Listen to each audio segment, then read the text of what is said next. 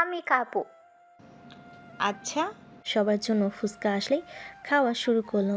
ঝুমোর জন্য ঝাল ছাড়া ফুচকা নিয়েছে শীতল, নিঝুম সবাই মিলে টুকটাক কথা বলছিল। সবার কথার মাঝে লাবিবা জোনাকিকে বলল। শুনু, আগামী পরশু যাচ্ছিস তাহলে? জোনাকি উপর নিচ মাথা নাড়িয়ে বলল। হ্যাঁ, মা আর ঝুমুও যাবে সাথে।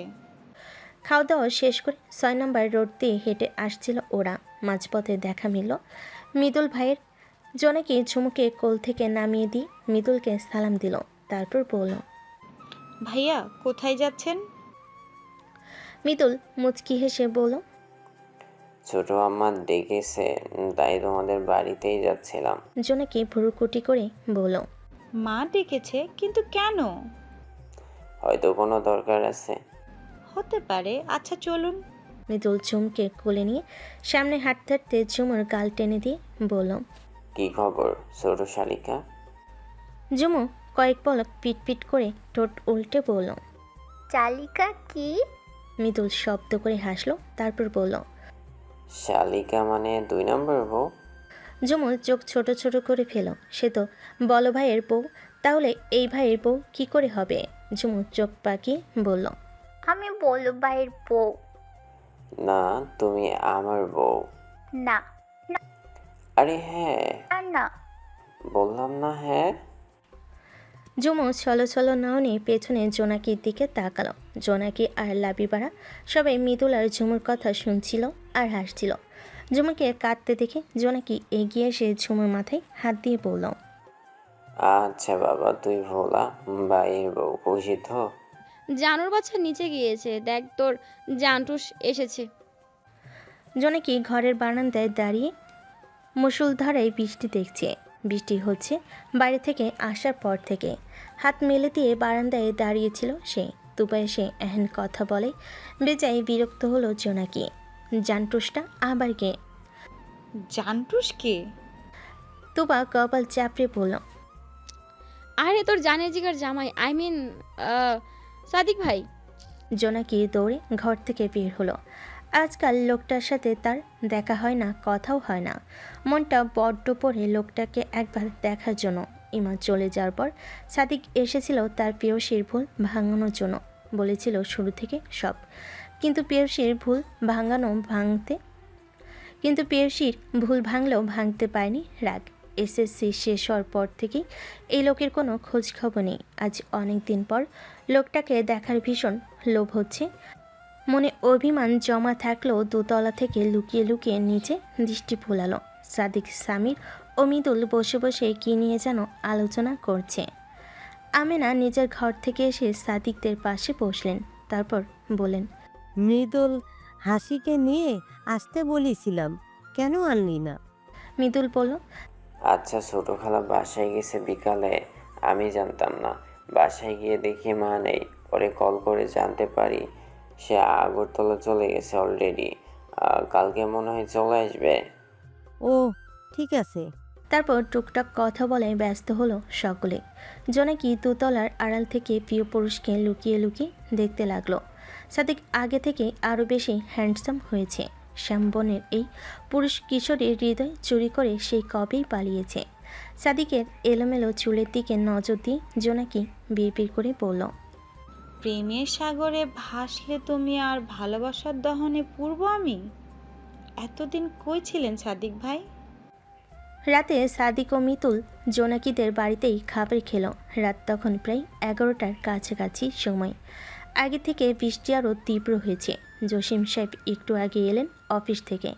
রাতের খাবার খেয়ে ড্রয়িং রুমে বসে ছিল সাদিক অন্যমনস্ক হয়ে। মিতুল সামির রুমে গেছে।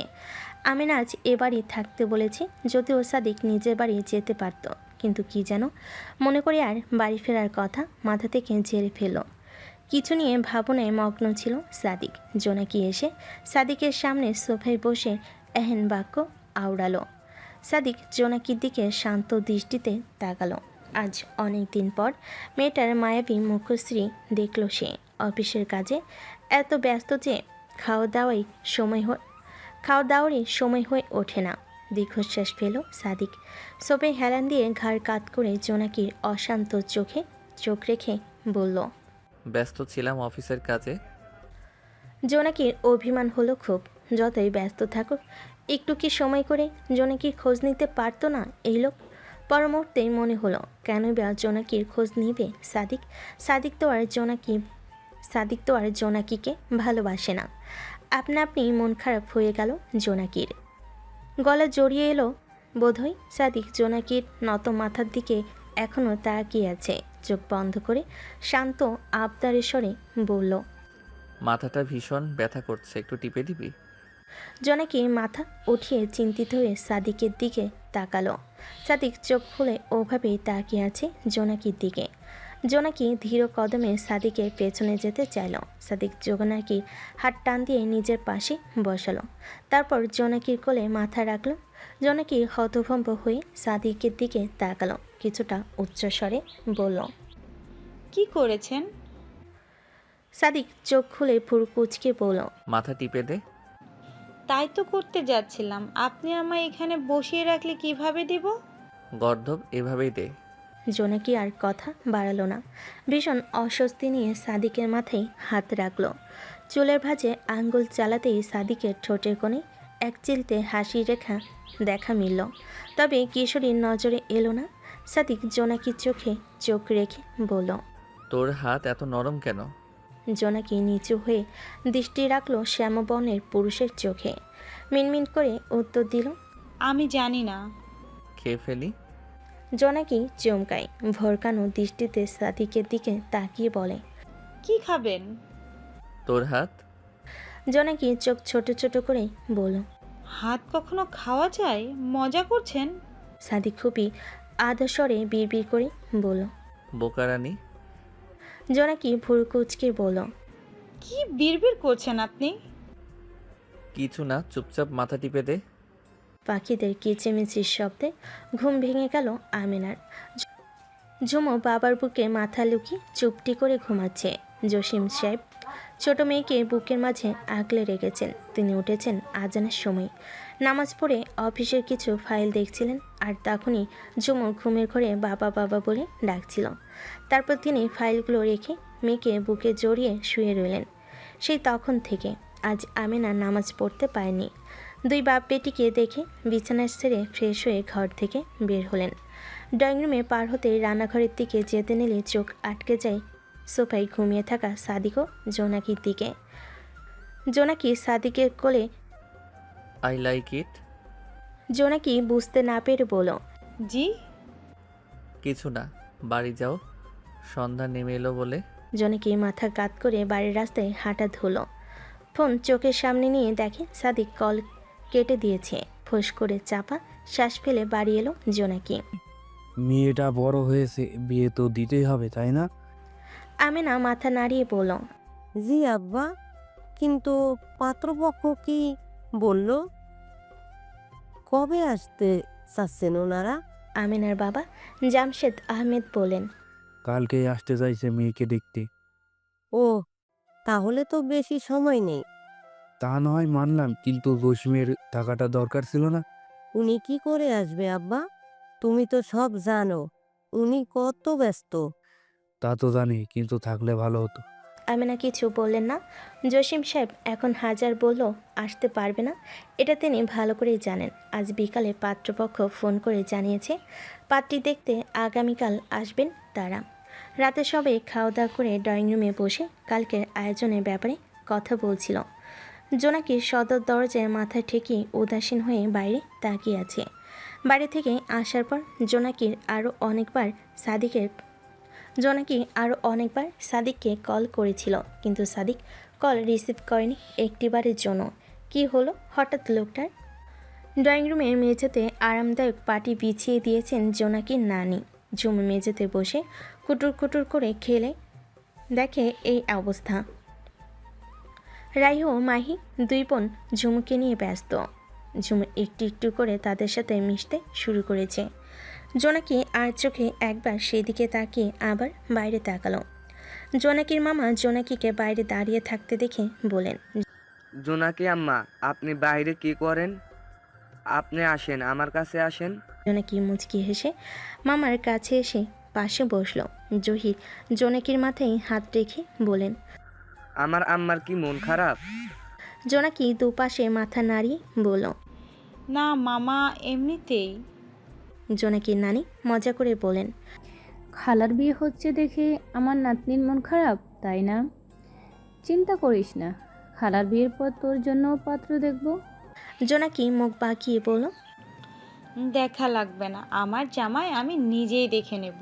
সবে শব্দ করে হেসে উঠল। মাহিন গম্ভীর চোখে জোনাকির দিকে তাকিয়ে রইল। আদৌ সে কি ভাবছে সেটা বোঝা বড় দায়। পরের দিন বিকাল 4টার দিকে ছেলে পাত্রপক্ষ এলো। 6-7 জন এসেছে মেয়ে দেখতে। মেয়ে তাদের পছন্দ হয়েছে এবং আগামী সপ্তাহে বিয়ের কাজ সম্পূর্ণ করতে চান বলে জানিয়েছেন। এত কম সময়ের মধ্যে জামশেদ বিয়ে দিতে রাজি না হলেও পরে সবাই জোর করে রাজি করিয়েছে। রাতের খাবার খেয়ে তারপর পাত্রপক্ষ বিদায় নিয়েছে। মাহিম খাতায় নোট করছে কাকে কাকে বিয়ের দাওয়াত দেওয়া হবে আর জহির নাম বলে দিচ্ছে। রাহি ও মাহি জোনাকির সাথে গল্পে মেতে আছে। আমেনা ড্রয়িং রুমে বসে মাহিনের কাজ দেখছিলেন। এমন সময় জহির বলে উঠল। তোর শ্বশুর বাড়ির মানুষদেরও তো দাওয়াত দিতে হবে। আমেনার মুখটা শুকিয়ে গেল। সে কি চায় না সবে আবার একসাথে হোক? খুব করে চাই, কিন্তু স্বামীর দ্বারা যে সম্পর্ক হয়েছে সেই সম্পর্ক স্বামী না মানলে কি করবেন তিনি? আমেনাকে কিছু বলতে না দেখে জহির দীর্ঘশ্বাস ফেলে জামশেদকে ডেকে উঠলেন। জামশেদ সাহেব ঘর থেকে বেরিয়ে ছেলে পাশে বসতেই জহির বলে উঠলেন। দরকার মানে ওনারা আমার মেয়ে আর একটা পরিবার, আর তাদের রেখে আমি আমার ছোট মেয়ের বিয়ে দিয়ে দিব? কথাটা বলে তিনি জায়গা চালেন। আমেনার কথা বাড়ালেন না। তিনিও নিজের ঘরের দিকে রওনা হলেন। যা হওয়ার দেখা যাবে। আর কতই বা এই ফাটল পুষে রাখবে এই দুই পরিবার? একদিন না একদিন এর শেষ বা শুরু তো হবেই। তালুকদার বাড়ি। জামশেদ ফোন করে বিয়ের দাওয়াত দিয়েছে জাইফুল তালুকদারকে। পুরো পরিবার নিয়ে আগামী সপ্তাহে আসতে বলেছেন।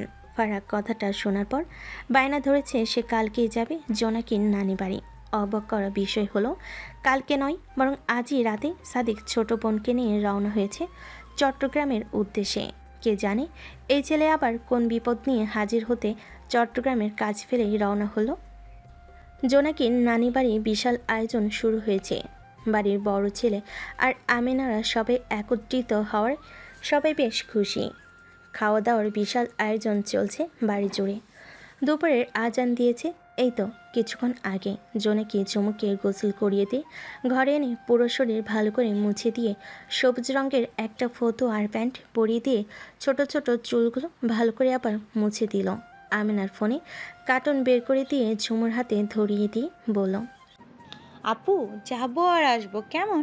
তুই কার্টুন দেখ, ঘরের বাইরে যাবি না কিন্তু। ঝুমু মাথা নাড়িয়ে বলল। আটটা। জোনাকি জামা কাপড় নিয়ে ওয়াশরুমে চলে গেল। যে গরম পড়েছে, সকালে মেঘলা মেঘলা আকাশখানা এখন আগুনে জ্বলছে। জোনাকি গোসল ছেড়ে পরিপাটি হয়ে ঝুমুকে নিয়ে ঘরের বাইরে বের হলো দুপুরের খাবার খাওয়ার জন্য। আমেনা ও মাহিনের মা মিলে ডাইনিং টেবিলে খাবার সাজাচ্ছেন। আমেনার ছোট বোন আইরিন এবার অনার্স কমপ্লিট করলো। বিয়ে হয়নি, পাত্র দেখা হচ্ছে তার জন্য। ভীষণ মিশুক এবং বাচ্চা সুলভ ব্যবহার তার। জোনাকির ফেভারিট একজন। ঝুমুকে নিয়ে ডাইনিং টেবিলে এসে বসে পড়ল জোনাকি। আইরিন জোনাকির পাশে এসে বসে ঝুমুকে কোলে নিয়ে গালে টুপ করে একটা চুমু খেয়ে পড়ল। আমার ছোট আম্মা গোসল করেছেন আপনি? ঝুমু খিলখিল করে হাসলো। এবারে কাউকে না চিনলেও সে নানি আর ছোট খালার কোলে যায়। তার ভালো লাগে এই দুজনকে। ঝুমু আইরিনের গলা জড়িয়ে ধরে পড়ল। গুলট করছি। আইরিন মুচকি হেসে বলল। আপনাকে আমি খাইয়ে দিলে খাবেন? ঝুমু মুখখানা একটু করে বলল। না, আমি আপু কাপু। জোনাকি নাক মুখ কুচকে শুধায়। সর, তোকে খাওয়াই দিতে গেলে আমার খাওয়া হয় না, আলুর বাচ্চা। আমি তোকে খাওয়াই দিতে পারবো না। ঝুমু কাঁদো কাঁদো চোখে বোনের দিকে তাকিয়ে বলে। আমি কাপু। জোনাকি মুখ বাঁকিয়ে অন্যদিকে তাকালো। ঝুমুর শব্দ করে কেঁদে উঠল। ভরকে যায় আইরিন। ঝুমুর পিঠে আলতো হাত চাপড়ে দিয়ে বলে। কি হলো আম্মা, কাঁদেন কেন আপনি? খালা খাইয়ে দিলে খাবেন না? ঝুমু খালার কথা শুনলে তো জোনাকির কোলে যাওয়ার জন্য যুদ্ধ শুরু করে দিল। জোনাকি না পেরে চোখ রাঙিয়ে ঝুমুকে কোলে নিয়ে গালে শক্ত করে চিমটি দিয়ে বলল, আলুর বাচ্চা, তোকে তো মেরে ভর্তা বানিয়ে ফেলবো। ঝুমু কি এই অত্যাচার সহ্য করা মানুষ? একটু উঁচু হয়ে জোনাকির চুল টেনে ধরে নাকে কামড় বসিয়ে দিল। জোনাকি ঝুমুর চুল টেনে ধরে চিৎকার করে বলল, মা, তোমার মেয়েকে আমার থেকে ছাড়াও, আমার নাক ছিঁড়ে ফেললো। ও মা, কই তুমি? আমিনা দৌড়ে এলেন রান্নাঘর থেকে। রাহি, মাহি ও বাড়ির প্রত্যেকে উপস্থিত হলো জোনাকির চিৎকারে। মাহিন ভুরু কুচকে দু বোনের অবস্থা দেখছে। আমিনা রেগে জোনাকির নিকট এগিয়ে এসে দুই মেয়ের পিঠে দুইটা থাপ্পড় মেরে বললেন, এখানে এসো তো বাদরামি করছিস। তুমি তোমার মেয়েকে নাও, ওকে কিন্তু আমি এখন আছাড় মারবো তুলে। ঝুমু জোনাকির কথা শুনে জোনাকির চুল ছেড়ে দিয়ে গলা জড়িয়ে ধরল শক্ত করে। কান্না করতে করতে বলল, আমি যাবো না, তোমার কাছে থাকবো। জোনাকি রেগে ঝুমুকে নিজের কোল থেকে ছাড়তে ছাড়তে বলল, সর শয়তান মেয়ে, আমার কাছে আর আসবি না। চুরি? জোনাকি না চাইতো ঠোঁট কামড়ে হেসে উঠল। ঝুমুর গলা জড়িয়ে ধরে জোনাকির গলায় মুখ গুজে বসে আছে। উপস্থিত সবাই দু বোনের কাহিনী দেখে শব্দ করে হেসে উঠলেন। সবাই খাওয়া দাওয়া করে দুপুরে রেস্ট নিয়ে বিকেলে বাড়ির মহিলারা মিলে বিশাল উঠানে গল্প করতে ব্যস্ত হলো। জোনাকি কি আর বাড়ি বসে থাকার মানুষ? ঝুমু ঘুমিয়েছে দুপুরে, এখনও ওঠেনি। জোনাকি আমিনার ফোন নিয়ে চুপি চুপি বাড়ি থেকে বেরিয়ে এলো। বাড়ি থেকে কিছুটা দূরে পুকুর পাড়ে গিয়ে বসলো। আশেপাশে বেশ মানুষজনের দেখা মিলল। জোনাকি সেদিকে মাথা না ঘামিয়ে মায়ের ফোন থেকে সাদিকের নাম্বার খুঁজে বের করলো। কল করতে তার বুক কাঁপছে। কল করে কি বলবে জোনাকি? আদৌ সাদিক কথা বলবে তো তার সাথে? জোনাকি কাঁপা হাতে কল করেই বসলো। কিছুক্ষণ যেতেই কল রিসিভ হলো। ওপাশ থেকে সাদিক সালাম দিয়ে বলল, হ্যালো।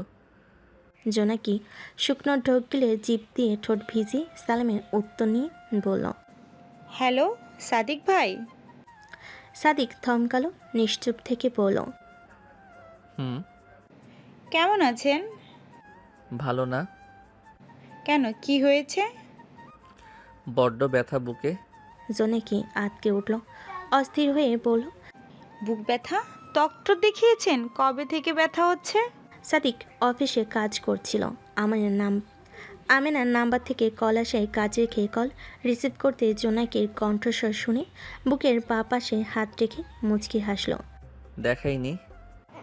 কেন? মন চাইছে না। জোনাকি কপাট রাগ দেখিয়ে বলল, এটা কোনো কথা হলো? আপনি ডাক্তার দেখাননি? ডক্টর নেই আমার এই শহরে। জোনাকি ভুরু কুচকে বলল, ডক্টরের আকাল পড়েছে নাকি? কত কত হসপিটাল, আর আপনি বলছেন শহরে ডক্টর নেই? আমার শহরে আমার জন্য একটাই ডক্টর, আর সে এই শহরে নেই। কোথায় গেছে সে? বহু দূর, আমার চোখের আড়ালে, আমার শহর থেকে বড্ড বেশি দূরে। জোনাকি আহমকের মতো শুনল সাদিকের কথা। সাদিক আদৌ কি বলছে কিছুই বুঝতে পারছে না জোনাকি। সাদিকের মাথার তার ছিঁড়ে গেল নাকি, এটাই ভাবছে সে। জোনাকি কিছু বলতেই মুখ খুলতে পেছন থেকে তার অতি পরিচিত এক গম্ভীর পুরুষের কণ্ঠস্বর শুনে জোনাকি পেছনে তাকালো। মাহিন প্যান্টের পকেটে হাত দিয়ে জোনাকির দিকে তীক্ষ্ণ চোখে তাকিয়ে আছে। এখানে কি করছো? কোনো ছেলের কণ্ঠস্বর শুনতে সাদিকের জল শক্ত হয়ে এলো। হাত মুঠোবন্দি করে দাঁতের দাঁত লাগিয়ে কানে ফোন ধরে রাখলো। জোনাকি আমতা আমতা করে জবাব দিল, এমনি বসেছিলাম এখানে। আমি যে দেখলাম ফোনে কারোর সাথে কথা বলছিলে। জোনাকি শুকনো ঢোক গিলে জিভ দিয়ে ঠোঁট ভিজিয়ে বলল, আমার কাজিনের সাথে কথা বলছিলাম। মাহিন জোনাকির কথা শুনল কি, সে আনমনে বলে উঠল, আই লাইক ইট। জোনাকি বুঝতে না পেরে বলল, জি? কিছু না, বাড়ি যাও, সন্ধ্যা নেমে এলো বলে। জোনাকি মাথা কাত করে বাড়ির রাস্তায় হাঁটা ধরল। ফোনে চোখের সামনে নিয়ে দেখে সাদিক কল কেটে দিয়েছে। ফোঁস করে চাপা শ্বাস ফেলে বাড়ি এলো জোনাকি। আম্মা, আপার ভাসুরের ছেলে মেয়ে এসেছে। আইরিন মায়ের ঘরে এসে খবরটা দিতেই তিনি ঘর থেকে বেরিয়ে এলেন নিচতলায়। আমেনা, সাদিক ও ফারহাকে ঠান্ডা পানি এনে দিয়েছেন। ফারহা ও সাদিক ড্রয়িং রুমের সোফায় বসে আছে। জোনাকির নানি ও ছোট খালাও হাজির হলো সেখানে। ভালো মন্দ জিজ্ঞেস করে চিন্তিত হয়ে বলেন, এত রাত করে এত দূর থেকে আসাটা কি ঠিক হয়েছে? কিছু যদি হয়ে যেত? সাদিক মুচকি হেসে বলল, কিছুই হতো না নানি, তার থেকে বড় কথা ফারহা অনেক কান্নাকাটি করছিল আজকেই এখানে আসার জন্য। সাদিকের কথা শুনে ফারহাদ যেন আকাশ থেকে পড়ল। সে কখন বলল আজকে এই রাত করে চট্টগ্রাম আসতে? সে তো বলেছিল কালকে আসতে চাই। সে আর এই কথা শুনে সাদিকে উল্টো এই রাত করে টেনে হেসে তাকে নিয়ে এলো। কি ধরিবার ছেলে রে বাবা। মহিলা আর কিছু বলে না। অনেক রাত হয় দুই ভাই বোনকে খাবার দিয়ে আমিনা নিজের ঘর ছেড়ে দিলেন সাদিকের জন্য এবং ফারাকে নিয়ে আইরিনের ঘরে চলে গেলেন। আজ নয় একটু কষ্ট করেই ঘুমাবেন। ভোরবেলায় জোনাকির ঘুম ভেঙে গেল ঝুমুর কান্নাকাটির শব্দ শুনে। এই মেয়ে জোনাকির পিছু ছাড়তে চায় না। কাল রাতে যখন ঘুমাতে রুমে এলো ঠিক তার কিছুক্ষণ পরে ঝুমু গলা ফাটিয়ে পুরো বাড়ি মাথায় উঠিয়ে বায়না ধরল সে আপুর সাথে ঘুমাবে। কি আর করার। তারপর ছোট পুচকো বোনকে নিয়ে ঘুমিয়েছিল রাহিও মায়ের সাথে। এখন ভোর হতে না হতে কান্না জুড়ে দিয়েছে মায়ের কাছে যাবে বলে। জোনাকি ঘুমো ঘুমো চোখে ছোট বোনকে কোলে নিয়ে ঘরের বাইরে এসে মায়ের রুমের দিকে রওনা হলো। দরজার সামনে এসে নক না করতেই কিছুক্ষণের মধ্যে দরজা খুলে গেল। জোনাকি নাক মুখ কুচকে চোখ জোড়া বন্ধ রেখে ঝুমুকে সামনে এগিয়ে দিয়ে বলল, মা, তোমার মেয়ে আমার ঘুমের 12টা বাজিয়ে দিল। এই নাও তোমার আলুর বাচ্চা, তোমার কাছেই রাখো। ঝুমু সামনে দাঁড়িয়ে থাকা ব্যক্তিকে দেখে কিছুক্ষণ ড্যাপ ড্যাপ করে তাকিয়ে রইল সামনে। তারপর যখন দেখল ব্যক্তিটা তার খুব পছন্দের বড় ভাই, তখনই খুশিতে চিৎকার করে বলল, বলো ভাই। জোনাকি তন্দা কেটে গেল মুহূর্তেই। চোখ বড় বড় করে সামনে তাকাতেই সাদিকের নেশালো দৃষ্টির সাথে জোনাকির বিস্মিত দৃষ্টি মিলিত হলো। এ কি দেখছে জোনাকি? আদৌ সত্যি সাদিক ওর সামনে দাঁড়িয়ে আছে নাকি স্বপ্ন? এটাই মাথায় ধরতে পারছে না বেচারির। সাদিক জোনাকি সারা মুখশ্রী জুড়ে দৃষ্টি বোলালো। ঘুমানোর কারণে চোখগুলো এখনও ফুলে আছে, মুখে তৈলাক্ত ভাব, চুলগুলোর যাতা অবস্থা, একদম এলোমেলো হয়ে আছে মেয়েটা। সাদিকের দৃষ্টি নেশালো এবং খুবই তীক্ষ্ণ। জোনাকি শুকনো ঢোক গিলে পিটপিট করে কয়েকবার তাকালো সাদিকের দিকে। এটা তো স্বপ্ন মনে হচ্ছে না, তাহলে কি সত্যি লোকটা এসেছে? জোনাকির ভাবনায় সেদ ঘটিয়ে ঝুমু লাফ দিয়ে সাদিকের কোলে উঠে গেল। একটু আগে সেই কানারত মেয়েটা এখন খিলখিল করে হাসছে সাদিককে দেখে। সাদিক জোনাকির দিকে দৃষ্টি রেখে ঝুমুকে কোলে নিল। ঝুমু সাদিকের গলা জড়িয়ে ধরে গালে ছোট্ট করে কয়েকটা চুমু এঁকে দিয়ে বলল, তুমি কত নাট্য বলো ভাই। সাদিক ঝুমুর দিকে তাকালো ঘাড় নিচু করে। বাচ্চাটা সাপের মতো পেঁচিয়ে ধরেছে তাকে। সাদিক হাসলো বোধহয়। চুমুর মাথায় আলতো চুমু এঁকে দিয়ে শোধায়, এসেছি অনেকক্ষণ আগে। তুমি কাঁদো নাই কেন? আমি কেন ডাকবো? তোমার জামাই এসেছে সেটা তুমি জানো না? জানি না তো। তাহলে তুমি আমার ছোট বউ কিভাবে হলে? জানি না। তাহলে জানোটা কি? কি জানি? জোনাকি নাক মুখ কুচকে ঠাই জায়গায় দাঁড়িয়ে রইল। বজ্জার লোক সত্যি এসেছে, কিন্তু বজ্জাতটা একটা বারের জন্য তার সাথে কথা বলল না। পাষাণ লোক একটা। তার থেকে বড় কথা, এত সকালে এলোই বা কোথা থেকে? জোনাকি সন্ধিয়ান চোখে সাদিকের দিকে তাকিয়ে বলল, আপনি সাদিক ভাই? সাদিক বিরক্তি ভরা চোখে জোনাকির দিকে তাকিয়ে বলল, না, তোর জম। জোনাকি বুঝলো এটাই সাদিক। সত্যি সত্যি এই লোক চট্টগ্রামে এসেছে, কিন্তু এত সকালে কি করে? জোনাকি কিছু বলার জন্য মুখ খোলার আগে সাদিক জোনাকির হাতে টান দিয়ে ঘরের মধ্যে নিয়ে গেল। জোনাকি হক চোখে ভরকানো চোখে তাকাতেই সাদিক দাঁতে দাঁত লাগিয়ে বলল, কোন ছেলের সাথে ঘুরে বেড়াচ্ছিস? পাখা গজিয়েছে তাই না? বেশি উড়লে এই পাখা ভাঙতে আমি 2 মিনিট সময় নেব না, বুঝেছিস? জোনাকি চোখ বড় বড় করে তাকিয়ে আছে সাদিকের দিকে। সকাল সকাল এই লোকের মাথা খারাপ হলো নাকি? কী সব আজাইরা কথা বলছে। জোনাকি সাদিকের হাত নিজের হাতের থেকে ছাড়ানোর চেষ্টা করতে করতে বলল, হাত ছাড়ুন, আমার মনে হচ্ছে হাত ভেঙে গেল। সাদিক ঝুমুকে ফুলরে নামিয়ে দিয়ে জোনাকির হাত আরও শক্ত করে ধরল। রাগান্বিত চোখে জোনাকির বদনখানায় চোখ বলিয়ে শুধোই, আমি তোকে মেরে ফেলবো জোনাকি, যদি আমার মাথা খারাপ হলে। আজব, সমস্যা কি আপনার? সকাল সকাল কি নাটক শুরু করছেন? নাটক লাগে সব কিছু। আমি নাটক করি আর তুই কি করিস? তুই নাটক করিস না? আমাকে জ্বালাতে তোর ভালো লাগে? জোনাকি অবাক কণ্ঠে বলল। কি যাতা বলছেন? ঝুমু কুটুর কুটুর চোখে দুজনের ঝগড়া দেখছে মাথা উঁচু করে। তার ভালো লাগে জোনাকি যখন কারোর সাথে ঝগড়া করে সে তখন চুপটি করে বোনের ঝগড়া দেখে। সে নিজেও তো বোনের সাথে কত ঝগড়া করে। সাদিক লম্বা লম্বা শ্বাস টানল, নিজেকে শান্ত করে জোনাকির আরেকটু কাছে এগিয়ে গিয়ে শান্ত শক্ত কণ্ঠে বলল। ছেলেটা কে ছিল? জোনাকি ভুরুচুকল ভাঁজ করে শুধোই। কোন ছেলে?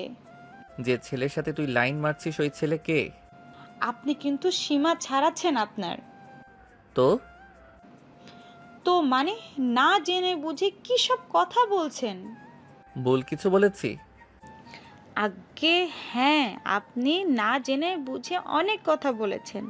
আমি কোনো ছেলের সাথে লাইন মারিনি, না ওই ছেলেকে চিনি যার কথা আপনি বলছেন। জোনাকি রাগে গজগজ করতে করতে রুম থেকে বেরিয়ে গেল।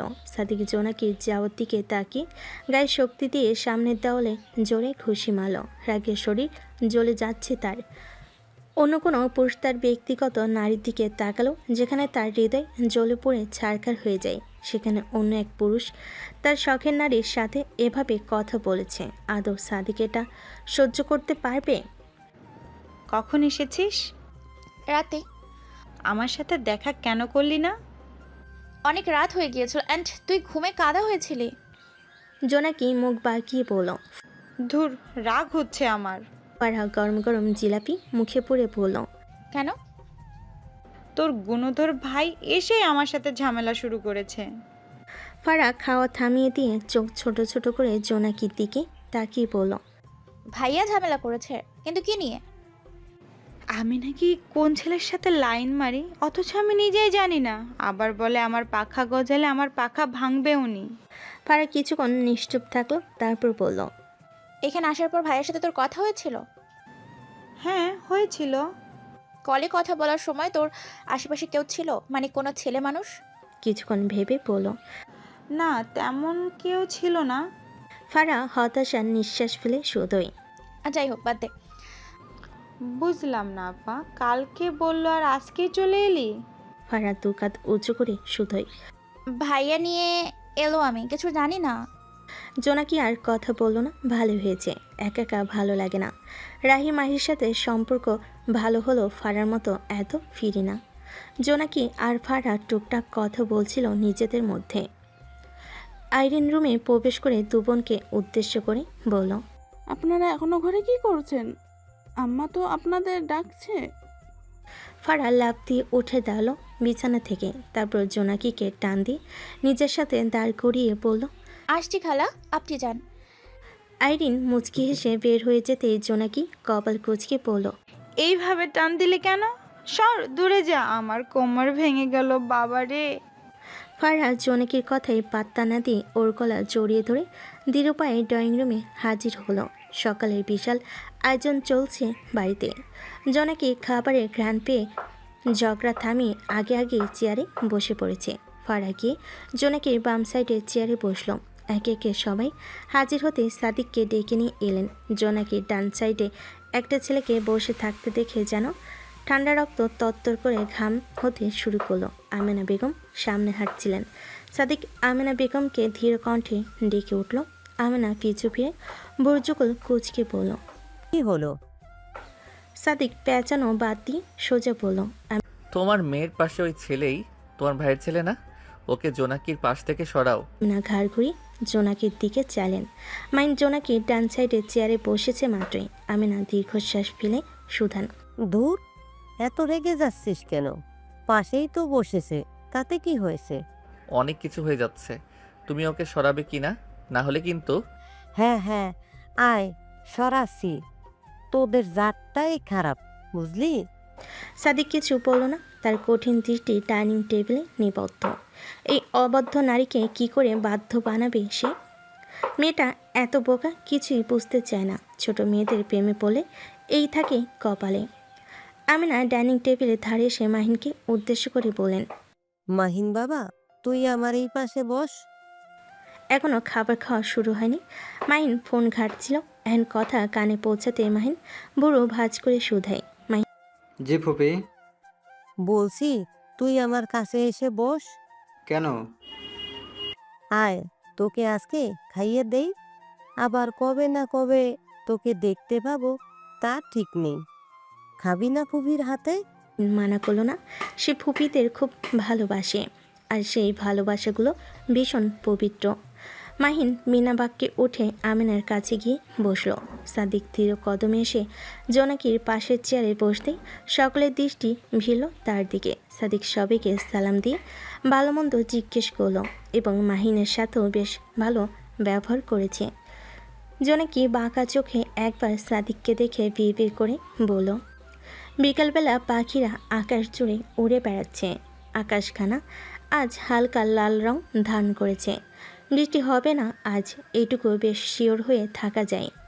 জোনাকির নানু বাসার পুকুর পাড়ে 5 জন নারী খিলখিল করে হাসছে আর এক একজন গল্প নিয়ে বসেছে। তাদের মধ্যে ছোট্ট বাচ্চা মেয়েটা ঝুমু, যে এই মুহূর্তে বড় আপার কাঁধে মাথা রেখে চুপটি করে ঘুমিয়ে আছে। পুকুর পাড়ে বসার জন্য ইট পাথরের তৈরি বেঞ্চ বানানো হয়েছে। রাহি ও মাহি কিছুক্ষণ থেকে চলে গেছে, কারণ তারা এখন পড়তে যাবে। ফারাহ ও জোনাকি মিলেই আড্ডা দিচ্ছিল। জোনাকির কথার ফাঁকেই জিজ্ঞেস করল, আচ্ছা আপা, তন্ময় ভাইয়ের কি খবর? ফারাহ তন্ময়ের নাম শুনতেই স্তব্ধ হয়ে কিছুক্ষণ বসে রইল। তারপর দীর্ঘশ্বাস ফেলে শোধায়, সে আমার ধরাছোঁয়ার বাইরে রে। জোনাকি চাপা নিঃশ্বাস ফেলে বলল, একটা কথা বলবো? বল। মৃদুল ভাইয়াকে তোর কেমন লাগে? খারাপ লাগার কোনো কারণ আছে? আরে মানে তোর কি পছন্দ হয়? কেমন পছন্দ? মানে লাইফের সব থেকে ইম্পর্টেন্ট পার্সন। ফারাহ উত্তর দিল না, কথা এড়িয়ে গিয়ে শুধায়, ঝুমু ঘুমিয়ে গিয়েছে জুনু। যে ঠান্ডা বাতাস, আমি ওকে বাড়ি দিয়ে আসি, নাহলে ঠান্ডা লেগে যাবে ওর। জোনাকি মাথা নাড়িয়ে সম্মতি দিতেই ফারাহ বাড়ি থেকে হাঁটা ধুলো। জোনাকি একা একাই বসেছিল তখন। মাহিন এসে জোনাকির পাশে বসতেই জোনাকি ঘাড় ঘুরিয়ে পাশে তাকিয়ে মাহিনকে দেখে জিভ দিয়ে ঠোঁট ভিজিয়ে বলল, ভাইয়া আপনি? মাহিন হয়তো কিছু বিড়বিড়ালো, তারপর বলল, দেখলাম একা একা বসে আছো, তাই এলাম। একটা না, ফারহা আপাও আছে, উনি একটু বাড়ির ভিতরে গেছে, এখনই চলে আসবে। আচ্ছা ভালো। মাহিন চুপ করে রইল। জোনাকি অস্বস্তি নিয়ে পুকুর পাড়ে তাকিয়ে রইল। ওঠাও চলে যেত পারছে না, কি মহাচালাই পড়লো বেচারি। মাহিনের ফোন বেজে উঠল। সে কল রিসিভ করে বাড়ির মেন গেটের কাছে যেতেই কোথা থেকে যেন সাদিক এসে হাজির হলো সেখানে। জোনাকি পাশে বসে কটমট করে জোনাকির দিকে তাকালো। জোনাকি এমনিতেই ভয় পেয়েছে এই লোককে এই সময় এই স্থানে দেখে। তার মধ্যে এই লোক কেমন করে গিলে খাওয়া লোকনি তাকিয়ে আছে। সাদিক শক্ত কণ্ঠে শুধায়, তোর পা বেশি টই টই করছে আজকাল, ঠ্যাং দুটো। কিছু বলছেন আপনি? জোনাকি অবাক হয়ে বলল। সাদিক পায়ের পর পা তুলে বসে গা জ্বালানো হাসি দিয়ে শুধোই, তোর ঠ্যাং ভাঙবো আমি। জোনাকি অসহায় মুখশ্রী বানিয়ে বলল, আমার এই নিষ্পাপ মুরগির বাচ্চার মতন ছোট্ট ছোট্ট ঠ্যাং আপনি ভাঙতে পারবেন সাদিক ভাইয়া? আপনার একটুও কষ্ট হবে না? সাদিক দাঁত কিরমির করে জোনাকির চোখে চোখ রেখে বলল, শুধু ভাঙবো না, ভেঙে গুড়িয়ে ছাতু বানিয়ে খাবো। জোনাকি এতক্ষণ অভিনয় করলো, এখন চোখ রাঙিয়ে বলল, বাদরামি শিখেছেন তাই না? সাদিক ঘাড় ঘুরিয়ে মেন গেটের দিকে তাকালো। মাহিন কানে ফোন ধরে ভুরু কুঁচকে তাদের দিকে তাকিয়ে আছে। খুব বেশি সাহস হয়ে গেছে তোর, তাই না? জোনাকি বিরক্ত ভরা চোখে সাদিকের দিকে তাকালো। এই লোকের সাথে এই মুহূর্তে কথা বাড়ালে নিশ্চিত এখানে ঘূর্ণিঝড় বইয়ে যাবে। সাদিক শক্ত চোখে তাকিয়ে রইল সামনে দাঁড়িয়ে থাকা অবাধ্য নারীর দিকে। জোনাকি ফোঁস করে চাপা নিঃশ্বাস ফেলে বলল, আপনি কি ঝগড়া করার জন্য চট্টগ্রাম এসেছেন? তোর খালার বিয়ে হয়ে গেলেই আমি বিয়ের পিড়িতে বসবো, তাই চট্টগ্রাম মেয়ে খুঁজতে এসেছি। জোনাকি আকাশ থেকে পড়ল যেন। সত্যি সত্যি সাদিক মেয়ে খুঁজতে চট্টগ্রামে এসেছে? এটা আদৌ সম্ভব? জোনাকি সারা মুখশ্রীর জোরে কালো মেঘের মতো অন্ধকার নেমে এলো। মুখটা একটু করেই বলল, মেয়ে খুঁজতে এখানে আসতে হবে কেন? ঢাকায় কি মেয়ের অভাব পড়েছে? অভাব না, একটা মেয়েকেও তো আমার মনে ধরলো না আজ অবধি। জোনাকি চোখ জোড়া চিকচিক করে উঠল। সাদিক আর চোখে সেদিকে তাকিয়ে আড়ালে ঠোঁট কামড়ে হাসল। বদনখানা স্বাভাবিক করে শুধুই, বিয়েতে অনেক মেয়ে তো আসবে তাই না? দেখিস তো কাকে তোর ভাবি হিসেবে পছন্দ হয়। জোনাকির নাকের পাতা ফুঁসছে একটু পরপর। সাদিক বুঝল বেচারি রেগে যাচ্ছে। হলো তাই। রেগে মেগে ধূপধাপ পা ফেলে বাড়ির দিকে হাঁটা ধরল। জোনাকি যেতেই সাদিক শব্দ করে হাসল। মাহিন বাইরে চলে গেছে। এখন জায়গাটা পুরোই ফাঁকা। সাদিক একটা সিগারেট ধরিয়ে আকাশপানি ধোয়া ছেড়ে বিড়বিড় করে বলল, আমার বক্ষ পিঞ্জরে ভীষণ যত্নে পুষে রাখা তোতা পাখি তুমি সুন্দরী। জোনাকি মুখ গোমরা করে মায়ের পাশে বসে আছে। ড্রয়িং রুমে বাড়ির সব মেয়েরাই উপস্থিত। ঝুমু ফ্লোরে বসে খেলনা দিয়ে একাই খেলছে। ফারা যেহেতু রাহি মাহির সমবয়সী, তাই তাদের ভাবটাও হয়েছে বেশ। তাছাড়া তারা আত্মীয় পূর্ব পরিচিত। আগে কত দেখা সাক্ষাৎ হয়েছে তার হিসেব নেই। জোনাকি নানি আর আমেনা বিয়ের ব্যাপারে কথাবার্তা বলছে, আর জোনাকি বুকে হাত গুজে পদনখানা চুপসে রেখে বসে আছে। ফারা অনেকক্ষণ ধরে খেয়াল করলো জোনাকির এই অবস্থা। জুনুর মুডের এই অবস্থা কেন? কি হয়েছে আবার? জোনাকি মুখ একটু করেই জবাব দিল, তোর ভাইকে গিয়ে জিজ্ঞাসা কর। ভাইয়া কি করলো আবার? কিছু না। আমেনা কথা থামিয়ে মেয়ের দিকে তাকালেন। মেয়ের মুখ তো পুরো অন্ধকারে ঢেকে আছে। কে জানে আবার কি হয়েছে এদের মধ্যে। তিনি চাপা নিঃশ্বাস ফেলে বলেন, পরশু ঢাকা থেকে মৃদুল, হাসি ও জোনাকির বান্ধবীরা আসবে। নিজুমদের সবার পরিবারকে দাওয়াত দেওয়া হয়েছে, তবে কেউ বিয়ের আগে আসতে পারবে না, তাই সবাই বিয়ের দিন আসবে। কিন্তু নিজুম, তুবা ওরা সবাই মৃদুলের সাথে আসবে। জোনাকির মাথার উপর দিয়ে গেল সব। কি বলছো তুমি এসব? আমেনা সত্যি এলোমেলো করে ফেলেছে সব কথা। সে কপাল চাপড়ে বলল, পরশু মৃদুলের সাথে জোনাকির বান্ধবীরা আসবে। সত্যি? হ্যাঁ। জোনাকির অন্ধকার মুখ নিমিষেই চাঁদের মতো চকচক হয়ে গেল। খুশিতে লাফালাফি শুরু করে দিয়েছে। তখনই গ্রুপে ঢুকে ভিডিও কলে সবার সাথে কথা বলছে। ফারা কিছুই বলেনি। মৃদুলের কথা শুনে শুধু ঠোঁট কামড়ে কিছুক্ষণ বসেছিল আমিনার পাশে। বিকেল গড়িয়ে সন্ধ্যা নেমেছে ধরনী বুকে। সাদিক রুমে বসে ল্যাপটপে অফিসের কাজ করছিল। এত কাজ রেখে শুধুমাত্র এই পুচকে মেয়ের জন্য সে কাজ রেখে ছুটে এসেছে। যদিও শফিক সাহেব বলেছেন তিনি অফিসের সব কাজ সামলে নেবেন। সাদিক যেন এই কয়েকদিন একটু রেস্ট নেয়, তবুও সাদিক কাজে ব্যস্ত। জোনাকি গরম গরম এক কাপ কফি এনে দরজায় নক করতে সাদিক ভেতরে আসতে বলল। জোনাকি প্যাঁচার মতো মুখ বানিয়ে কফি দিয়ে রুম থেকে বেড়ানোর জন্য পিছু ঘুরতে সাদিক শুধোয়। কোথায় যাচ্ছিস? জোনাকি জবাব দিল, মরতে যাচ্ছি, যাবেন? সাদিক ভুরু যুগল কুচকে শোধায়, মরার এত শখ? খুব। আচ্ছা মরণ আমাদের একসাথেই হবে। জোনাকি বুঝল না সাদিকের কথা, তাই বিরক্ত হয়ে বলল, প্যাচখোর মানুষ। হাসি খুশিভাবে কেটে যাচ্ছে সময়। আজ মৃদুল তার মা ও নিজমদের নিয়ে চট্টগ্রাম এসেছে দুপুর নাগাদ। তালুকদার বাড়ি থেকে মানুষ আসবে গায়ে হলুদের আগের দিন। জোনাকি নিজমদের নিয়ে সাথে বসে আড্ডায় মেতে উঠেছে। আমেনা, আইরিন, জামশেদ, জহির, জোনাকির নানি এবং কিছু আত্মীয় মিলে শপিং করতে গেছে। সময় নেই হাতে, তাই সবাই মিলে আজকে সব কেনাকাটা যা আছে সব সেরে ফেলবেন বলে অনেক মানুষ একসাথে গিয়েছে। বাড়ি ভর্তি মানুষ। বিকেল হতেই জোনাকি নাবিলাতে নিয়ে ছাদে এসে হাজির হয়েছে। নিচ থেকে জোনাকির মামি জোনাকিদের জন্য কিছু নাস্তা নিয়ে এসে ওদের নিকট এসে খাবারগুলো নিচে রেখে বলেন, হালকা নাস্তা করে নিন, আপনারা নিশ্চয়ই ক্ষুধা লেগেছে। জোনাকি তাড়াহুড়ো করে বলল, মামি আপনি কষ্ট করে কেন এগুলো আনতে গেলেন? ভদ্রমহিলা মুচকি হেসে বলেন। সমস্যা নেই, আপনারা তো আমার মেয়ের মতনই। তিনি চলে যেতেই শীতল শুধাই। তোর নানি বাড়ির মানুষগুলো অনেক ভালো। জোনাকি মুচকি হেসে বলল। এমনটা কেন মনে হলো? সবাই ছোট হোক কিংবা বড়, আপনি আপনি ছাড়া কথাই বলে না, অ্যান্ড সবার ব্যবহার মনে ধরার মতো। জোনাকি ঠোঁট প্রসারিত করে হাসল। আমিনার পুরো গোষ্ঠীর মানুষ এমন, কেউ আপনি ছাড়া কারোর সাথে কথা বলে না। তবে কয়েকজন আছে যারা আপনি শব্দ খুব কম ইউজ করে, তবে তাও হাতে গোনা কয়েকজন।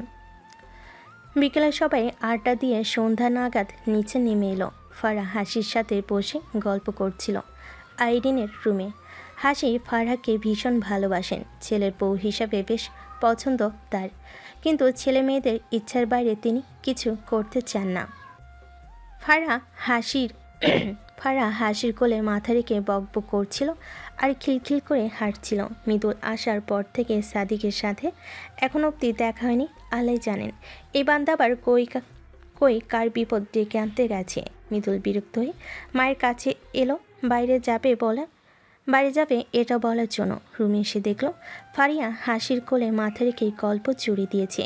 কি যেন হলো, অশান্ত মনটা হঠাৎ করেই ভীষণ শান্ত হয়ে গেল। হাসি মৃদুলকে দরজায় দাঁড়িয়ে থাকতে দেখে বলেন। কিরে, তুই কখন এলি? এভাবে সঙ্গের মতোই বা বাইরে দাঁড়িয়ে আছিস কেন? ঘরে আয়। মৃদুল শুকনো ঢোক গিলে এগিয়ে এলো মায়ের নিকট। ফারা ইতিমধ্যেই উঠে বসেছে। মৃদুল আর চোখে একবার ফারার দিকে তাকিয়ে কোমল কণ্ঠে হাসিকে বলল। আম্মা সাদিক ভাইকে আসার পর একবারেও দেখিনি, তাই ভাবছিলাম একটু বাইরে গিয়ে দেখি কই গেল, কলটাও তো ধরছে না। হাসি চিন্তিত হয়ে শোধাই। সত্যি আসার পর থেকে হামজাকে একটা বারের জন্য দেখিনি। এই ছেলে গেছেটা কই? ফারা ঠোঁট উল্টে বলল। সকালে খেয়েই বের হয়েছে, আমি জানি না কোথায় গিয়েছে। মৃদুল দীর্ঘশ্বাস ফেলে ঘর থেকে বেরিয়ে গেল। সদর দরজা দিয়ে বের হতে নিলেই পা দুটো থমকে গেল। সাদিক মেন গেট দিয়ে বাড়িতে ঢুকছে। সাদিকের অবস্থা দেখে মৃদুল আটকে উঠল। তাড়াহুড়ো করে সাদিকের কাছে এগিয়ে গিয়ে বলল। ভাই, আপনার এই অবস্থা কী করে হলো?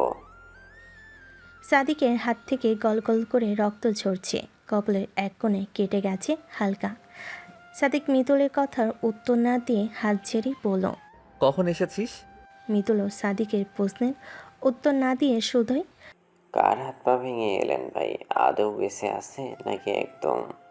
আইসিইউ বলে সাদিক সদর দরজা দিয়ে ভেতরে ঢুকে গেল।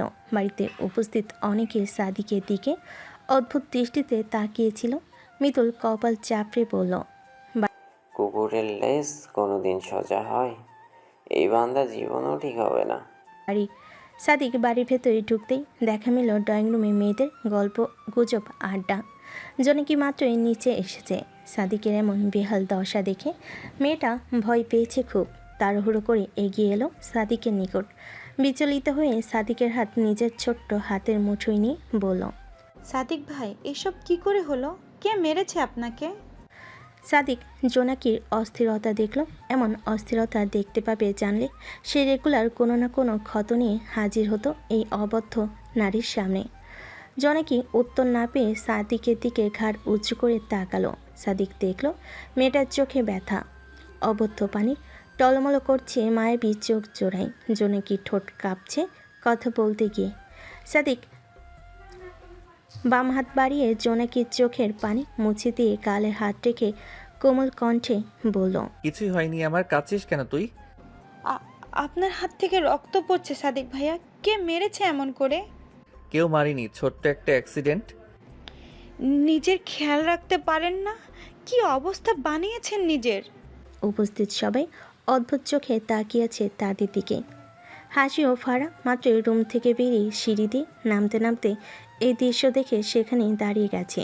জোনাকির নানা নানি অনেক আত্মীয় ফিসফিস করছে। সাদিক আর জোনাকিকে দেখে এই মুহূর্তে হাজব্যান্ড অ্যান্ড ওয়াইফ মনে হচ্ছে। যেমন হাজব্যান্ড এর কিছু হলে ওয়াইফ চিন্তিত হয়ে পড়ে, ঠিক তেমনই জোনাকির ক্ষেত্রেও হয়েছে। সাদিক জোনাকির গালে হাত সরিয়ে চারপাশে চোখ বুলিয়ে দেখল। সবাই তাদের দিকে অদ্ভুত দৃষ্টিতে তাকিয়ে আছে। বেজায় বিরক্ত হলো সাদিক। নাক মুখ কুচকে জোনাকির থেকে দূরে সরে গিয়ে ঘরের দিকে হাঁটা ধুলো। আমিনারা ফিরেছে রাত 11টার দিকে। বাড়ি ফিরে সব ঘটনা শুনে তিনি ক্লান্ত শরীর নিয়ে সাদিককে যে ঘরে থাকতে দেওয়া হয়েছে সেখানে গেলেন। সাদিক ঘরে বসে মিতুলের সাথে কিছু নিয়ে কথা বলছিল। তিনি সাদিকের নিকট এগিয়ে এসে বললেন, তুই কি ভালো হবি না সাদিক? কি করে হলো এসব? সাদিক বলল, চিন্তা করছো কেন? ছোট একটা অ্যাক্সিডেন্ট হয়েছে, বেশি কিছু না। আমিনা কিছুক্ষণ বকাঝকা করে বেরিয়ে গেলেন রুম থেকে। আত্মীয়রা জোনাকি আর সাদিককে নিয়ে আজে বাজে কথা রটাচ্ছে, কিন্তু তাতে তার কিছু যায় আসে না। সে জানে সব কিছু এবং এটাও ভালো করে বুঝেন কোনটা তার মেয়ের ভালো হবে আর কোনটা খারাপ। ভোরের আলো ফুটেছে ধরনের বুকে, পাখিদের কিচিমিচ শব্দ, সাথে ঠান্ডা শীতল বাতাস। এ যেন রূপকথা দেশের মতো দৃশ্য। জোনাকির নানা নানি বেশি বড় না হলেও ছোট নয়। জোনাকির নানা বাড়ি বেশি বড় না হলেও ছোটও নয়। এবারই কোনো বাগান নেই, তবে ফুল গাছ আছে কয়েক রকম। বাড়ির সামনে যে জায়গাটা সেখানে প্যান্ডেল করা হয়েছে। বাড়ির চারপাশে রাঙানো কাপড় দিয়ে রাঙিয়ে তুলেছে। টিম টিম করে মরিচ বাতিগুলো এখনও জ্বলছে। জোনাকি গুটি গুটি পায়ে এই ভোর সকালে বাড়ির বাইরে এসে কিছুক্ষণ হাঁটাহাঁটি করেছে। রাতে বেশ লেট হয়েছে ঘুমাতে। একে তো বিয়ে বাড়ির মানুষ, তার উপর স্বামী এসেছে কালকে রাতে।